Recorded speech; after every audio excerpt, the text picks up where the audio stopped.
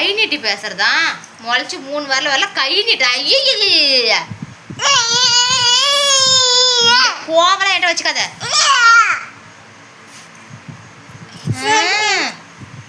உள்ளே பிறந்து சாப்பிட. ஐயா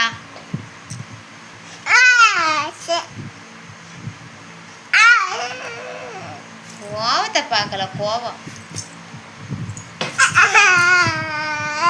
சாமி.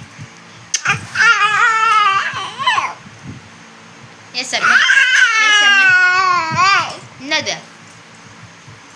நாங்கள் வரணுமா?